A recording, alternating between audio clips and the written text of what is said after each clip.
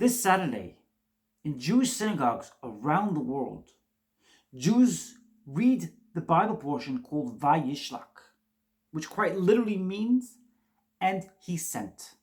Jacob sent out emissaries to his brother Esau, pleading before him, please don't kill me. He then turns to God in verse 11, which is in chapter 32 in Genesis. He turns to God and he says, God, my merits are few as a result of the favors you have done for me.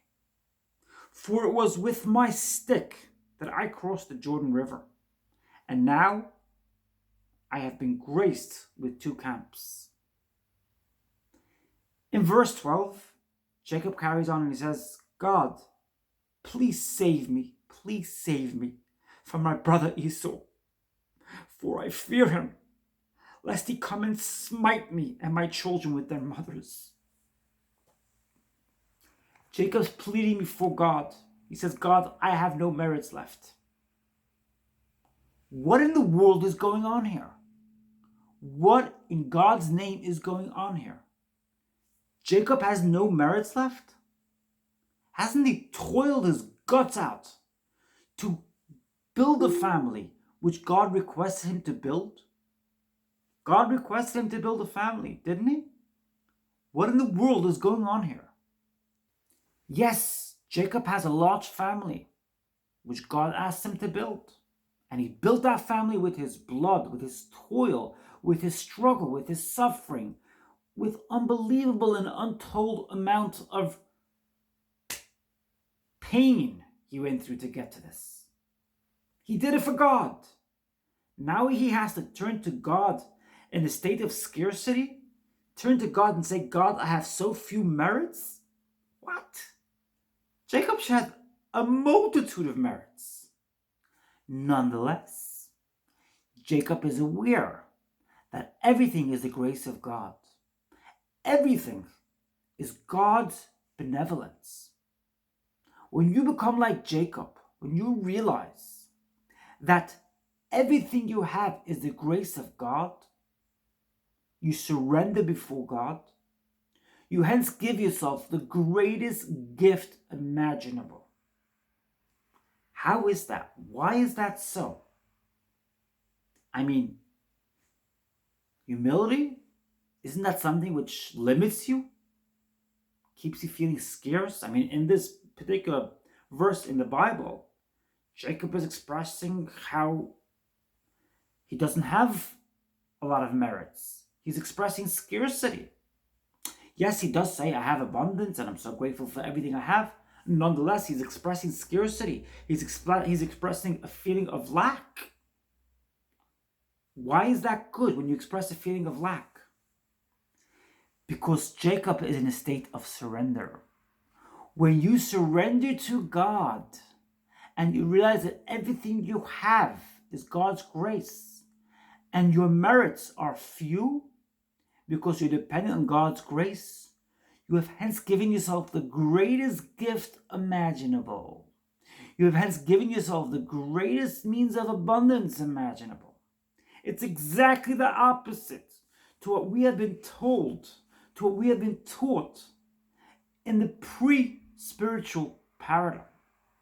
In the pre-spiritual paradigm, we have been taught to believe, we've been conditioned to believe that scarcity and lack is when you feel that you have very little. And when you have a lot, Vayishman Yeshurun Vayivat, which is a Hebrew verse which quite literally means it's time to fatten up and just kick it all away. Enjoy life. Forget about the graces of God. Forget about God for now. Enjoy life. Enjoy the exciting fun you have in your life. Vayishman Yeshurun Vayivat. And the godly being fattened up and kicked away God. That's what that verse in, I think it's in Deuteronomy, reads. Jacob didn't do that. Jacob always remained focused and within this concept of, I am dependent upon God's grace. Whatever I have, whatever means of abundance I have, is God's grace. I am so lucky. When you get yourself off to a spiritual paradigm we're in, you acknowledge God, you surrender before God, and you realize that whatever happened to you in your life was God's grace, you get yourself off to the greatest place imaginable. In yesterday's video and in previous videos this week, I spoke about the concept of seeing people who hurt you in your past as God dressing up in those people in order to help you find your spark, your flame. I spoke yesterday about not bearing a grudge anymore against people, realizing that not bearing a grudge against others gets you off to an amazing place. You become a more godly being. You realize it was God's grace that those people hurtled you with pain, that those people hurtled you with anxiety and struggle. It was God's grace. And I also spoke about the fact that when people hurt you in your life, it was their way of expressing their past pain. You were in their way, in their path, and they hurt you in their path in order to be able to feel somewhat better in their state of anxiety, in their state of aghast. These are powerful teachings. My teachings here on YouTube are powerful teachings which don't just help me help others, they help me from the deepest place from within. Nonetheless, on yesterday's video, I told you, I am not fully there yet. I still bear some grudges against people. I'm not fully there. I have not entirely integrated my teachings. Because it takes time. These things take time. They take time, and it's important to realize that everything good takes time. Humility also takes time. I'm not entirely humble and full of humility yet.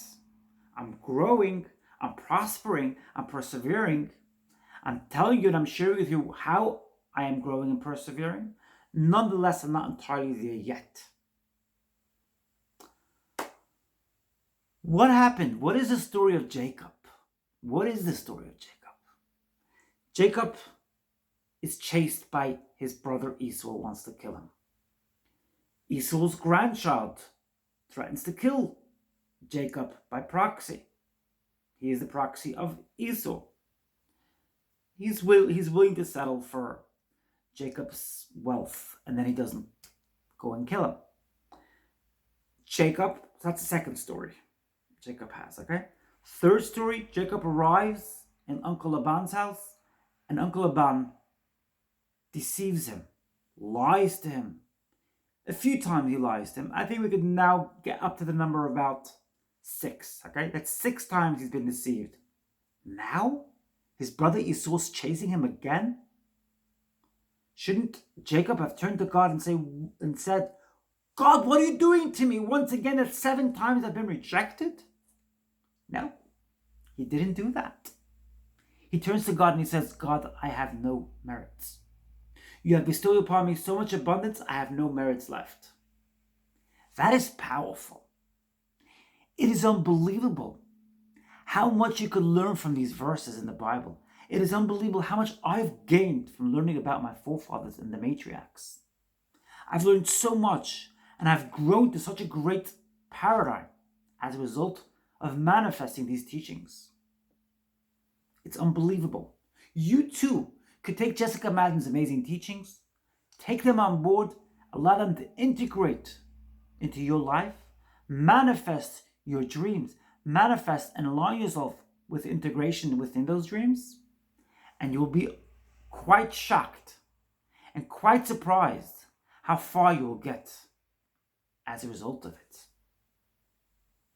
Look at my past videos this week. I spoke about bearing grudges, forgiveness. I spoke about seeing God being dressed up in other human forms in order to help us on our journey, on our spiritual paradigm, our spiritual journey. I spoke about how people who hurt us are struggling with past pain, and therefore you should see that as their pain and say silently, I'm sorry you are going through pain. I am fully aware of the pain you are going through.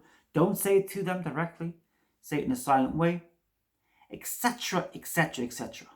Jessica Madden puts out great videos. That's why I will suggest to you to smash that like button in order to further these messages further and further and further. Help me serve others with God's grace. Help me help others surrender to God and enjoy the abundance and grace from God. Why not feel free to share away and to press that subscribe button at the same time if you haven't subscribed yet, and a little bell notification next to the subscribe button so that you too could see these videos all the time when they come out. I want to wish you a great weekend and a great Shabbat if you celebrate Shabbat. Enjoy your weekend. Enjoy the rest. And if you celebrate Shabbat, enjoy the amazing teachings in this week's Bible portion of Vayishlach. Wishing you a great day ahead tomorrow. Wishing you a great Hanukkah and a great festival ahead. I look forward to seeing you in my next video. I love you.